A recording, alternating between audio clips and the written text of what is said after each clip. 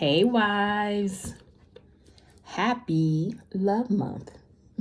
Happy Love Month. Listen, for many of you who probably follow me on Instagram and have been on my page and story, y'all know I have been talking about the changes. I've been sharing videos of, me leaving out of my old office, going into my new office into another location. And today I finished my part. I finally finished my part. And so I was able to take off for the remaining of the day. And baby, let me just tell you, when I think back to how far God has brought me from the promise that he originally made, and then to see everything that took place, in that office, in that location for 4 years, it's like, ooh. But then now going into this new place, this new office, and getting ready to start there, it's just like, okay, what's next? Because what's next? What's coming? What's coming now? And I know for many wives have that same question, like, what is next, Lord? What is next? We at the top of the month. All right, we at the top of the month, so we got a new month. A new month bring on a new start. A new start bring on new changes, and new changes brings on new challenges. And let me tell you something. It's like they all coming like fast, like it's coming fast, right? And so when I think about that, like, okay, what's next? I was so comfortable, in that place. I was so comfortable in my little office, and I was talking to one of the one of my, upper hand people at my office, and she's like, yeah, you really don't realize how, good you got it, or, how, good you have it until you don't have it anymore. And I'm like, it's like I appreciate what I had, ma'am. I appreciate it. And just listening to a lot of the comments and people that's making, because it's a difference from what we were used to. And so because of that difference, it's like we are seeing like, oh my God, this is our new normal. Like this is our new way of, doing work. And so it's been very, very different. It has been very, very challenging. It has been very, very challenging. And so, just dealing with that, the move, and really getting to this place, the Lord really, I just kind of been sent with the Lord with, like, what's next? Like, that was like, I was holding on to that because that was part of the promise that he made to me. And yes, those things that, he promised came to pass, and the things that he asked of me, I did those things. And, you sometimes think like when God, give you a promise and, those things happen, you think like, okay, well, this is what we're going to settle at. Like, this is what it's going to be. But God always has something else for you to do. He always has something else. It's like, it's always something else to come. And sometimes for some, that can be kind of, frustrating.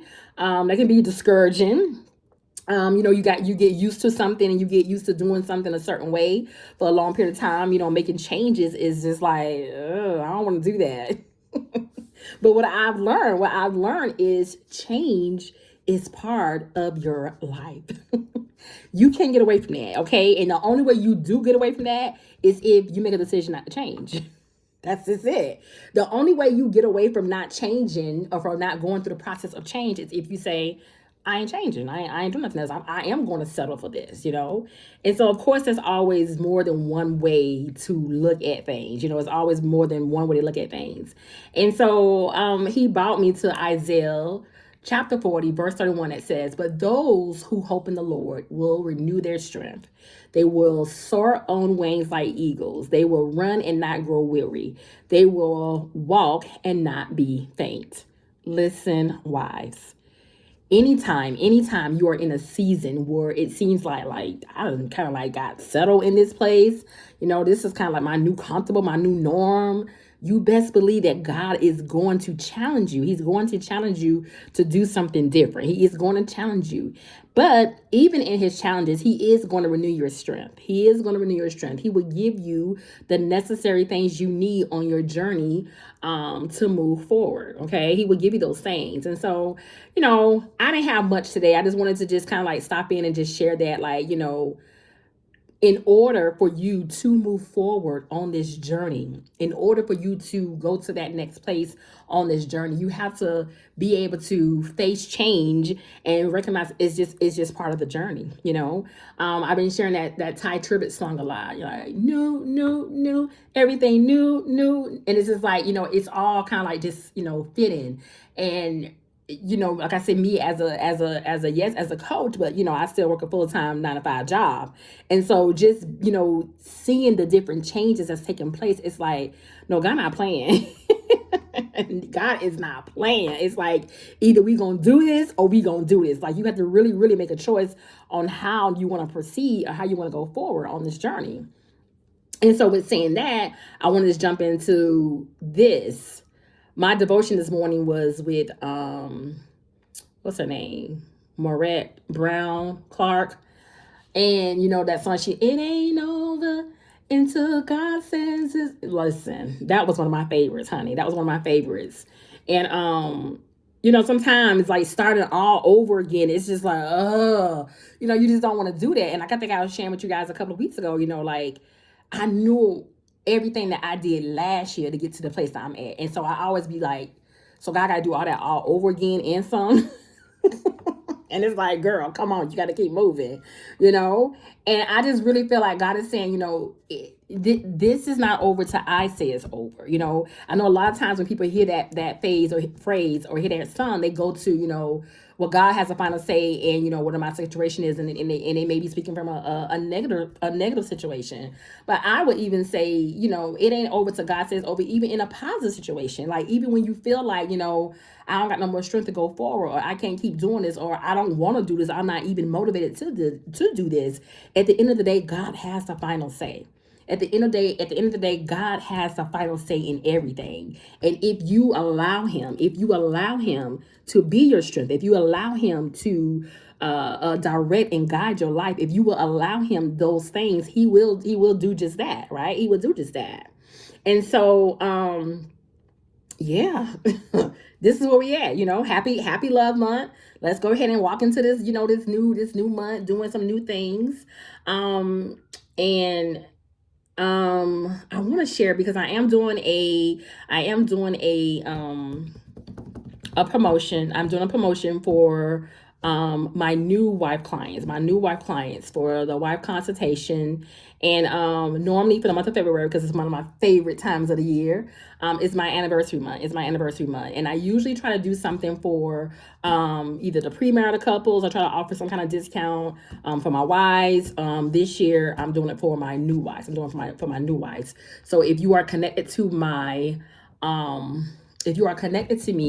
on my email list, if you're connected to me, you should be receiving a email blast from me later in this evening about that discount that I'm offering to the wives for this month. If you want part of that, you can always go to my website and sign up for your wife consultation at www.marriagechroniclesbytanika.com.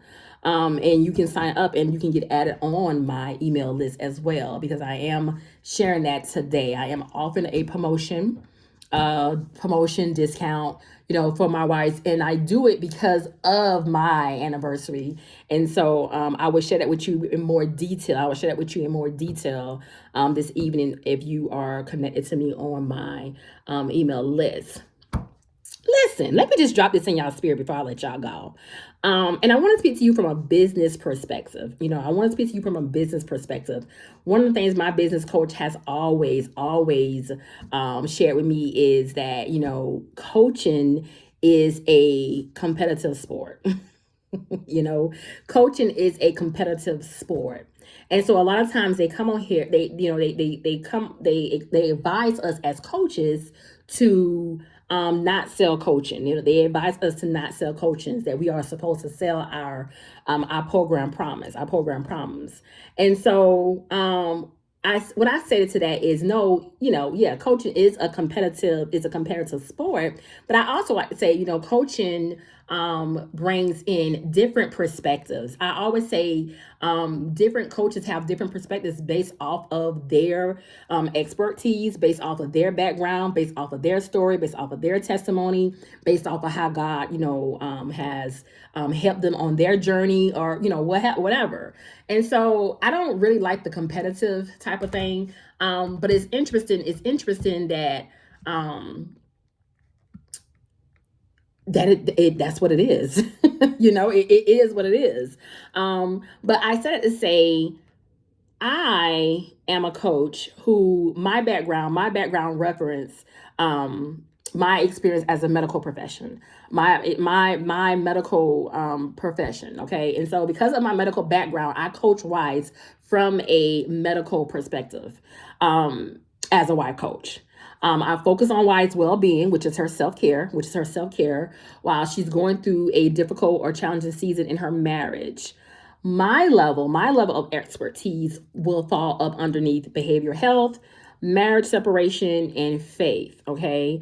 Behavior health, because I focus on wives' mental, emotional, and physical health. Like, that's a huge, huge part of my coaching because of what I experienced as a wife myself, and also what I have experienced as a wife, but also what I have experienced even when I was going through my difficulties and my challenges in my own marriage, and how my health was deterred because of some of the things that I was going through and dealing with. So for me, that is a huge, huge, huge, huge deal. It's a huge deal. All right. And then from marriage separation, that was the biggest part of my story. Most of the time, me and my husband, we will celebrate 18 years of marriage Valentine's Day. But I can't tell you how many times we've been separated inside the house, outside the house. And so marriage separation, I feel like, is one of my areas of expertise, because this is the area where clients this is the ones that the clients I usually work with. I usually work with wives who are separated from their husbands. Okay. So this is why this is such a big deal, for me. If I can't teach you anything else or share anything else with you or coach you on anything else, I can share with you and coach you on, the area of marriage separation. And then faith is big, but faith is big because of my ministry background and training. I'm able to help wives through sound counsel and consulting, utilizing my spiritual gifts. But also because if you are a wife and you are on this marital restoration journey, you're not going to be able to do this marital restoration journey without biblical principles. And so I know there are a lot of quote unquote marriage counsels, or marriage therapies, or different marriage coaches. But if you are not sharing from a biblical perspective, you're really not able to help a person with the type of clients that I work with and type of clients that I deal with. Like I said, most of the wives I deal with, they are separated from their husbands, and they're separated from their husbands because of addiction, adultery, abandonment. You can't handle that on your own. You can't handle that just walking in your own strength. And so that's why the faith portion of my coaching is a huge, because there's no way I can help you as a coach, as a marriage coach, and I do not enforce biblical principles. It just won't happen. Coaching, and I share this part because, again, speaking from a business perspective, because a lot of times when clients hear coaches talk from a biblical perspective, they automatically assume, well, this is a ministry. And it's like, no, this is a business. It's not a ministry, it's a business. And we just so happen to do ministry in the business. Okay. So I say coaching is not ministry when you are running a business. If you are not utilizing your coaching as a business, then yes, it's a ministry. But me, Coach T, I utilize my coaching as a business. And so, but if you're using it, for coaching, like I said, it's a business, which is what I am. And I just happen to minister in my business because, like, again, I said, I cannot coach you based off of what you're going through, based off of your marital injury, and not teach or share or coach you on, biblical principles. I just can't do that. You won't do well on the journey without it. And so I like to just point that part out, because that's, like I said, sometimes people think of ministry when it comes down to the cost of the services. And a lot of times people think, well, if you're doing ministry, then you shouldn't be charging premium prices. Well, ma'am, this is not just I'm doing ministry in my business, but this is my coaching business. And some clients, a lot of clients, most clients who are familiar with coaching recognize that coaching is an investment. They recognize that coaching requires a premium price point. It's not just, oh, we sitting down, we just having, girl talking, we just doing ministry together. No, this person is sharing with you their expertise. Okay, this person is sharing with you their expertise, and that's why I say coaching is not ministry. But a person who is a coach can be ministering to that person. A minister doesn't necessarily have to come from a perspective of a person sharing with you the gospel. A person can get ministered in all different types of ways, but I think sometimes people get confused with that part. I just think people get confused with that part sometimes. So I just so happen to be a Christian coach, a prophetic Christian coach, okay? But I utilize those gifts. I utilize my spiritual gifts, and I use those things for my coaching business, right? I use that for my coaching business. And so I say coaching is not also is not teaching. Coaching is not, being a teacher. However, as coaches, we do teach. You cannot not do coaching and not teach. You know what I'm saying? So it's like, are you a teacher? Are you a mentor? Are you a coach? Are you a minister? Well, you all of them. You're all of them. But when you are in a coaching business and you're running a coaching business, you would consider a coach. And as a coach, you sometimes have to teach. And you have to teach different aspects of what the person is going through in life, or what they got going on in a marriage, okay? You really can't be a coach without teaching, okay? And that still falls up underneath coaching. Coaching is not courses. Coaches is not courses, even though many coaches offer different ways to help their clients that may include a course, okay? In the business world, they call it DIY, which is do it yourself, So they put together these different type of courses and they allow the client to do the type of work that themselves. Again, that's different coaches who do different things in their coaching curriculum or in a coaching business or their coaching program or what have you. So different coaches do offer different options for their coaching program. I offer a 6-week curriculum. And it is like a mini college course that you do. This is where I as a wife coach help wives to navigate through that difficult season of whatever their marital injury that they're experiencing and what they're going through. And so with their wife with a wife coach, I also after those 6 weeks is over, I walk with the wife for up to 1 year. Okay, so after we do her your 6 weeks curriculum, which is that's the curriculum that I offer in my coaching business.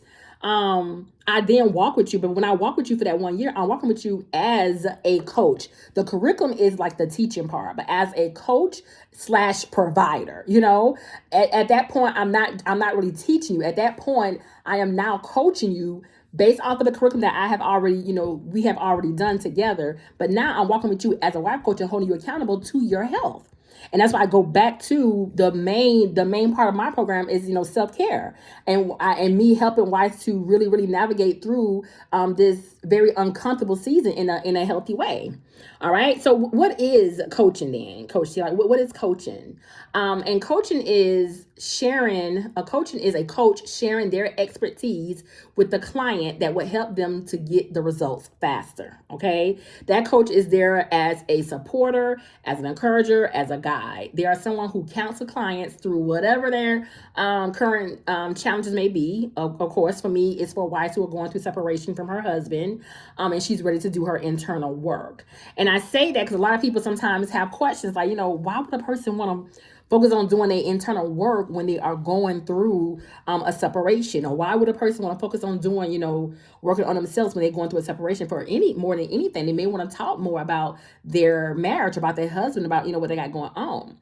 A lot of times when wives get to me and they are going through their separation, or they're going through, that whatever that marital injury is, a lot of times when wives get to me, they have already tried to work on their marriage. They have already tried to work things out with their husband. They have already tried to go to counseling. They have already tried to, see if, their husband gonna come back, or what have you. So by the time the wives get to me, they are ready to do their work. They are ready to, like, everything I have done ain't working. Everything I've tried to do with this man, it ain't working. So at this point, what do I do?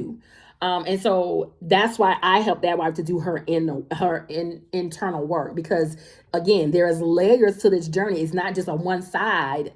It's not just one sided. It's layers to this journey. It's different things that happens and occurs, and that's why I like to offer wives the curriculum, because that's how I walk that wife through. You go through different things and different challenges on this journey. It's not like just, okay, I'm going to just, get this one part and then I'm going to be good. I'm going to get this one part. No, there's layers. And that's why I don't stop at just 6 weeks.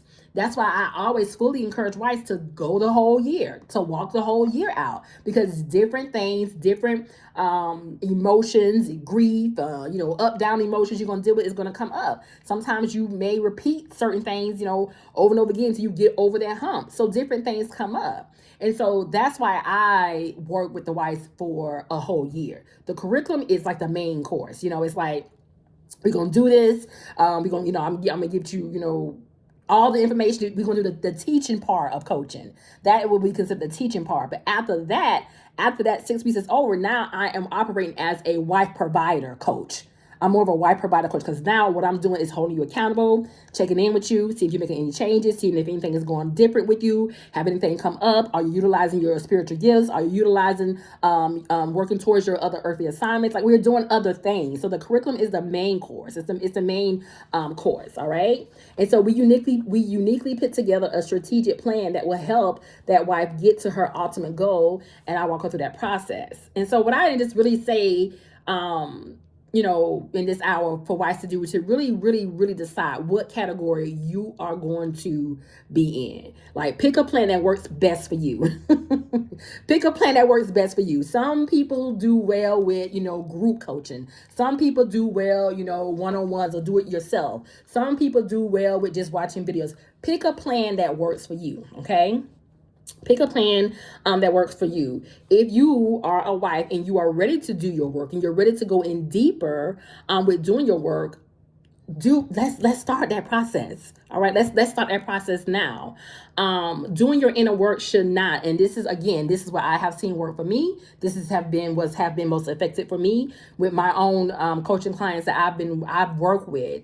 I don't think doing your inner work should be part of a group. Right? I don't think doing your inner work should be part of a group. That should be an intimate experience for that wife. And when I think of a wife who is going through a difficult time in her marriage, she needs her own personal space and room to walk through that process, right? She needs that opportunity to walk through that process. So a wife support group is definitely something to encourage, and definitely something that is needed, because it's healthy to be around others who are dealing with some of the same issues, and you guys can kind of like feed off of each other. You can kind of like, uplift each other. It's definitely encouraged. But along with your wife support group, you need to have your one-on-one coach who's walking with you through that inner part, to help you with that intimate part, that part that you don't want to necessarily share in front of everybody, that part that you don't really want to necessarily talk about in front of everybody. That part, if you have a moment you need to break down and cry and whatever, scream or holler or whatever you need to do, you want to do that in your own intimate own space. So that's one of the reasons why I focus more on the one-on-one coaching versus the group coaching. Now, they done put me on this side at my own church where I am now, supporting wives in that sense. I do have a wife group now, small group, but that's separate from my business. So my wife's group that I have, that is considered ministry, right? That's considered ministry. But when you step over into my coaching business, if they need something outside of that, that's when you come over, and that's when you get into my coaching business part of it. And so, I just, I just feel like it's you have to decide what you want and what works best for you, right? You have to decide what you want and what works best for you. Ministry is ministry, and ministry sometimes may not, it may not be as, as expensive as coaching, but coaching, you're dealing with expertise, you're dealing with someone's time, you're dealing with someone's more of a specialty type of coach, and that requires a premium cost. It's a premium cost behind that. Doing your inner work and walking through your marital injury, I just feel like that should be something to be done in private. This is something that you should, want to do in private. And so, again, on that note, if you are ready, wife, if you are ready to do your inner work, let's go back to the title, what's next? If this month is the month you're going to, you're saying, I'm ready to do my inner work, I'm ready to make the necessary changes, I'm ready to, take care of myself, I'm ready to prioritize my self-care, I'm ready to make sure that, I'm walking according to God's plan for my life. If you're ready to start that process, I want to encourage you, wives, to sign up for your wife consultation, like I mentioned, for the first 14 days of this month, a wife, I'm offering a promotion. And so if you want to my new wife clients, and so if you want to be part of that, I would encourage you to sign up for your consultation, or sign up saying, hey, I want to, be part of the special, what you got going on for the new wife clients. You can sign up as well at www.marriagechroniclesbytanika.com. All right. Listen, y'all. Ask God what's next for you. Ask God what's next for you, and then jump on board with what He has. All right, jump on board with what He has in store. Okay, all right. I'll talk to y'all soon. Blessings.